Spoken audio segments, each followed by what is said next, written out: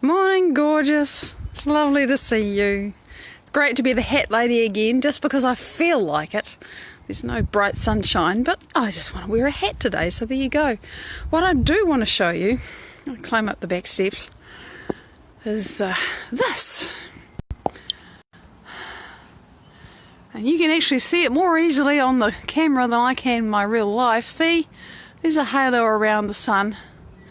Just that layer of cloud up there splits the light, and you see the little rainbowy thing. Morning, Nora. Great to see you. Hi, Linda. So I think this is just beautiful. Grateful I can share it with you. What more do I need to say except, good morning. And it's wonderful to be here, indeed.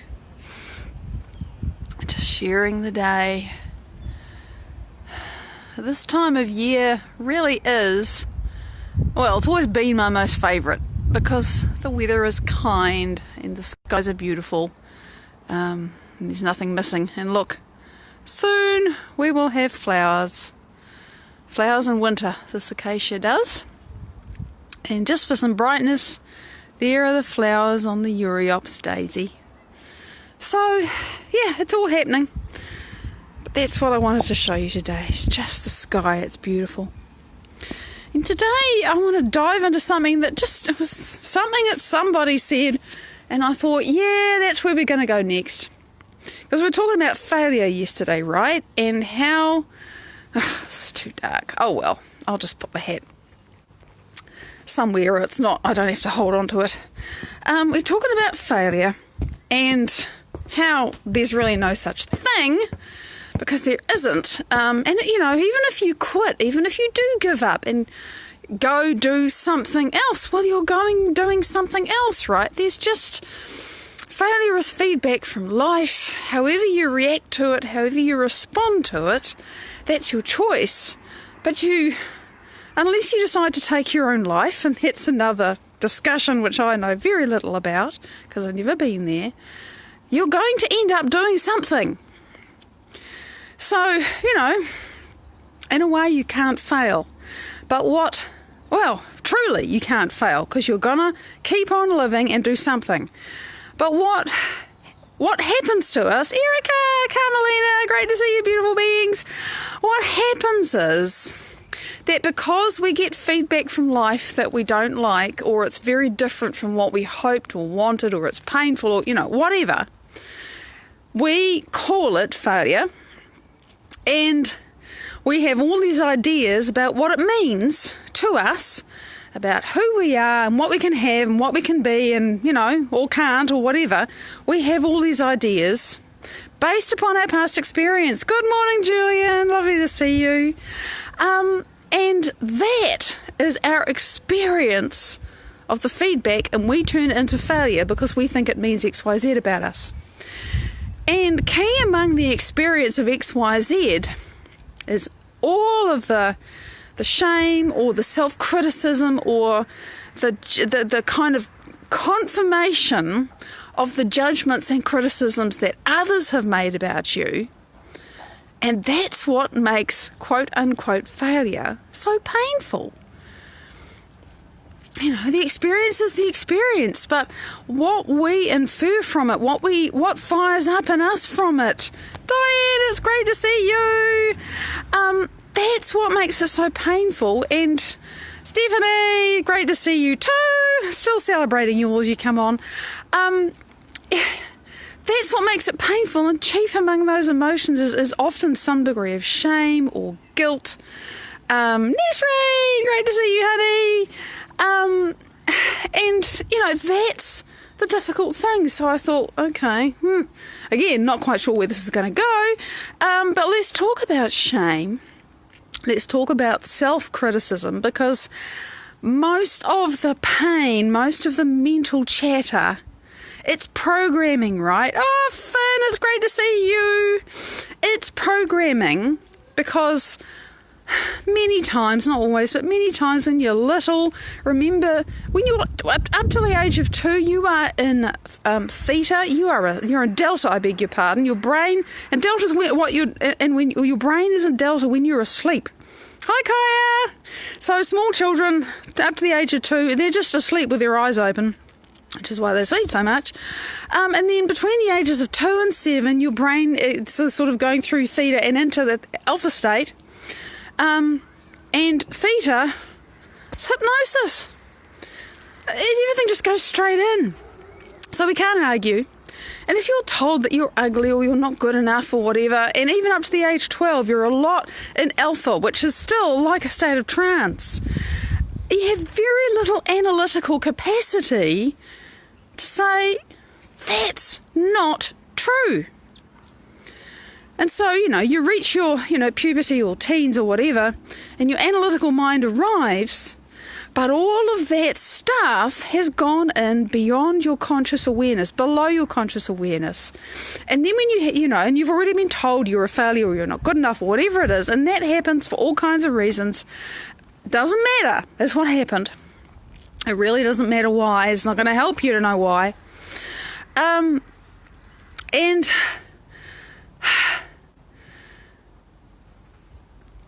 that's the thing, that's what's going on. And then you have an experience and all of that stuff wakes up in you. It does. It wakes up in you. And you think, and you play the program again. Because there's things in that current experience, or just recent experience, that remind you very deeply of that other painful stuff. And that's how it happens. But remember, all of that stuff that went into your subconscious when you had no analytical mind to disagree with it. Hi, Jocelyn! It's a lie. It is not true. Oh, it feels true. Oh my God, it feels true. For some of you, it's like you can't imagine yourself any different. It has become your identity because the programming is so strong. Sanchia, great to see you. But this is the thing which can be very, very hard when you're in the depths of going, because shame is such a dense and painful emotion to experience. Guilt too, right? Laura, lovely to see you. Because the criticism and the judgments, what you feel is shame and guilt. And they're very, very dense and heavy emotions, and it can be very, very hard when you're in the middle of them to say, hang on a moment, oh my God, I feel like dying, I feel like curling up into a corner and just, may the earth open up and swallow me. But hang on a minute, this isn't true. This is not freaking true.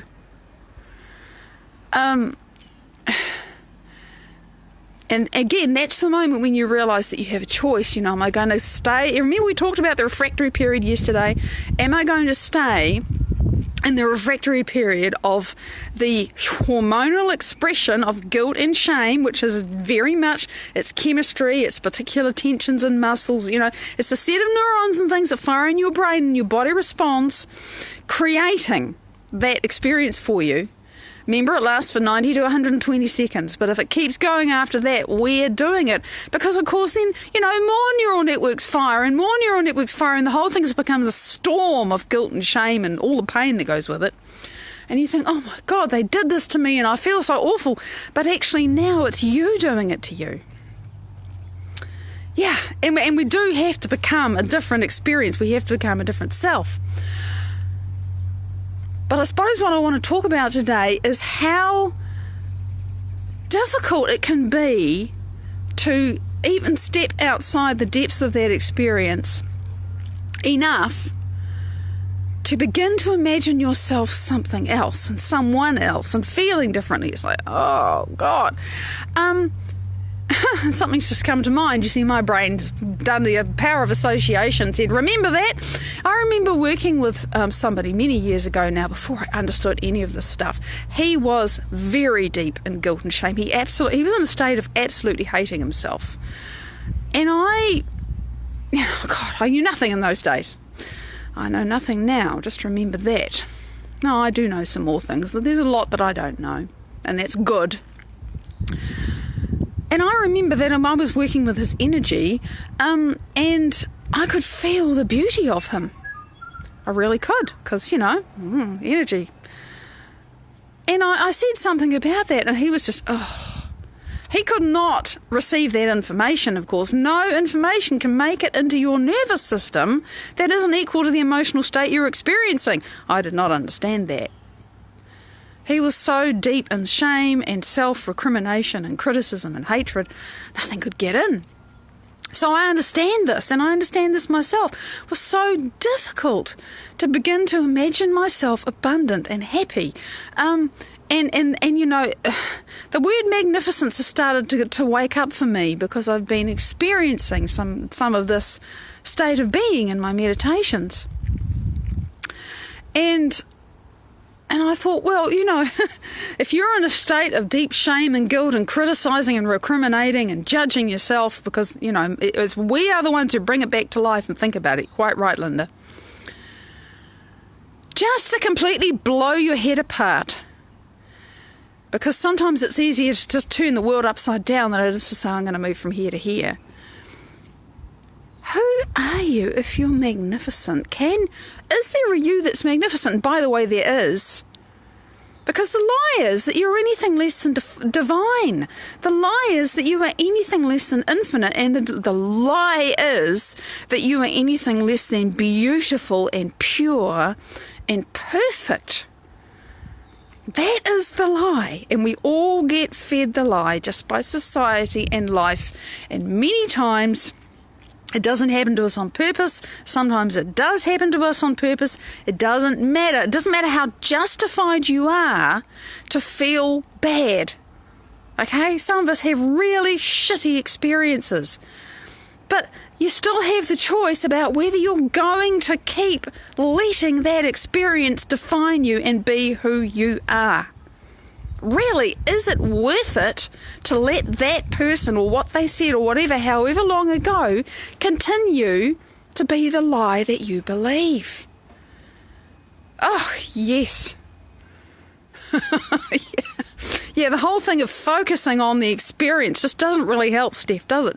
Because it just fires up the same neural network, pours more of the chemistry.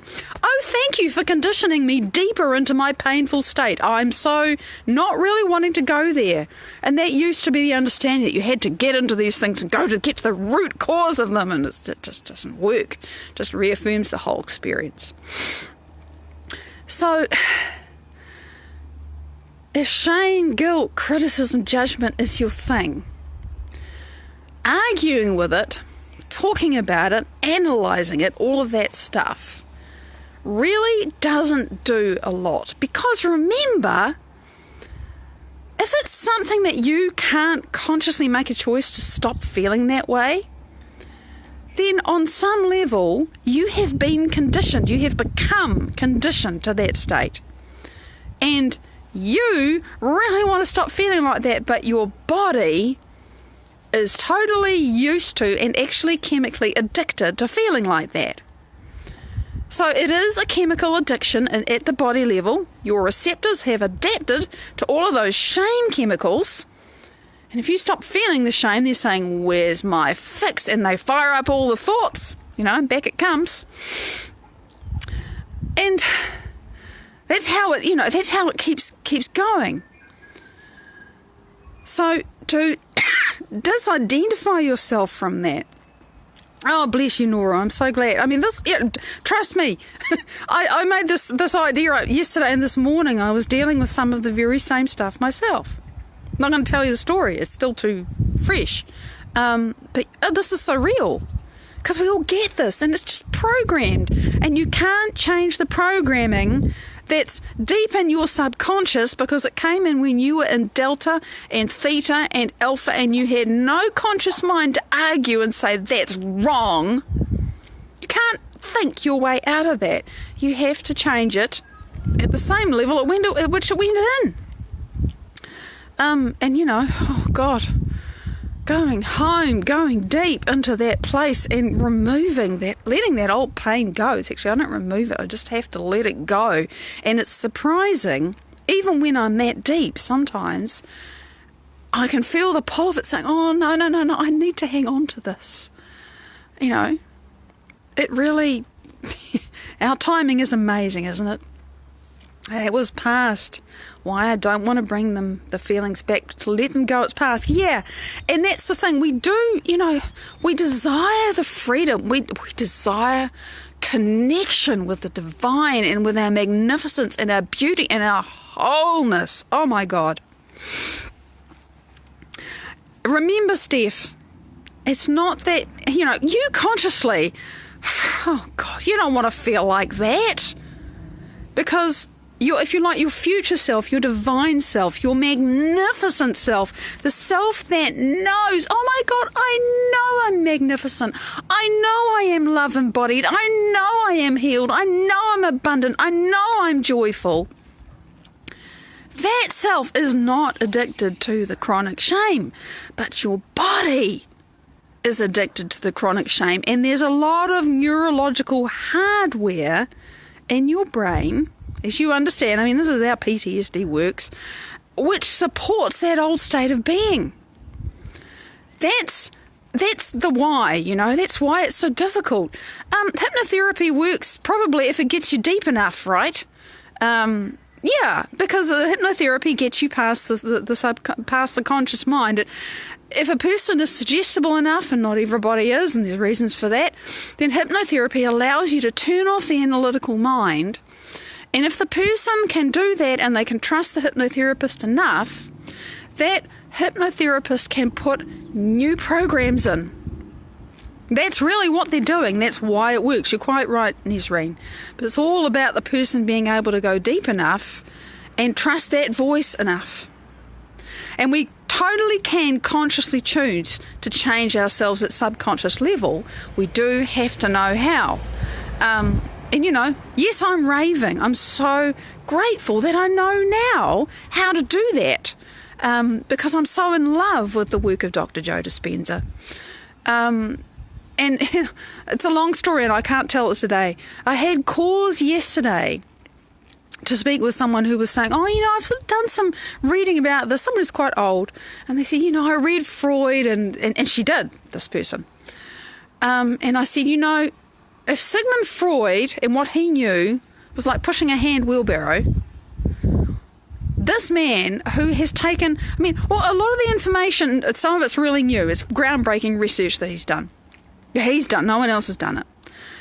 But a lot of the information that he's synthesised into the model that I use, oh my God, Go Love has split me open, Jocelyn. I'll tell you about it if I have time. He's taken all this information that lots of people have discovered and put it together, and it's his life's work, and it's a gift to humanity. And he's put it together in a way that no one else has, and it's this amazing, mystical, powerful, healing, open your heart, completely transform you thing with all of the science, so the analytical mind can understand what it's about and what's going on, and have the trust to let go into it when weird things happen, because sometimes they do, because your autonomic nervous system is so powerful. And it is about the trust, Stephanie. And, you know, I trust almost nobody, and I understand now why. I shut everything out. I had to. And the Go Love meditation has become... This is a meditation that Joe Dispenza created recently. He said, okay, we've got COVID-19. Everyone's in stress. Everyone's in fear. I want to spread love. I'm going to make this little... It's a 15-minute meditation called Go Love 20. If you go to the Joe Dispenza fan page and you go to the videos, you will find a whole bunch of... Because he does it in all these different translations. And it's a 15-minute thing. There's an introductory video where he explains how it works. And then you do this. Now, I have done it completely wrong. I had so much, actually, deep resistance to doing this, because there was such a lot of pain, which was in the way of me opening my heart. And that's, you know, that's the long story. But I've done it. Oh, I love the 90 minutes too, Jocelyn. Oh, you God, you've no idea. Every day, almost every day now, I do space-time, time-space, and the places I go in there, that's 1 hour and 9, so 69 minutes. Wow. Wow.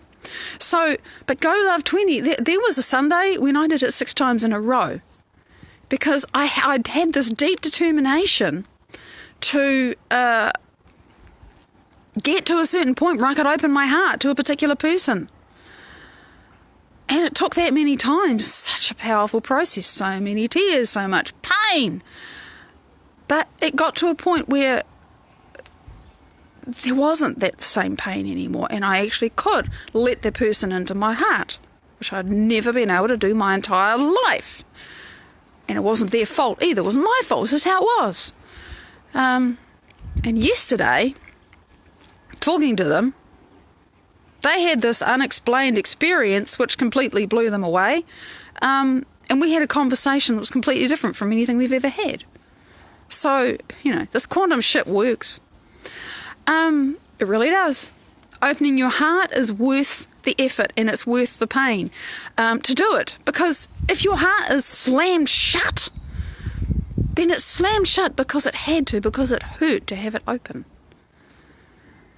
And, if you've been made to feel small, made to feel shame, made to feel guilt, then it's like we have to face the very aspects of ourselves that isn't moving into the future that we desire in order to get there.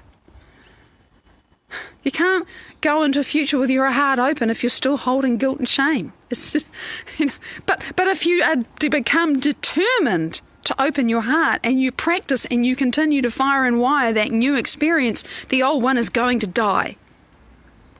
I'm telling you, I'm doing it. And you become whole and you become magnificent. And if that word magnificent makes you want to curl up in a corner and feel it because you feel so ridiculously not like it, well, I'm telling you, that can change. And yeah, this quantum shit works, I tell you. It's amazing. All right. I know I'm out of time. It is Friday again. The week has been 1,000,000 years long and no time at all. I live in no time now and I accomplish everything. Thank you so much for sharing with me. I'm so grateful.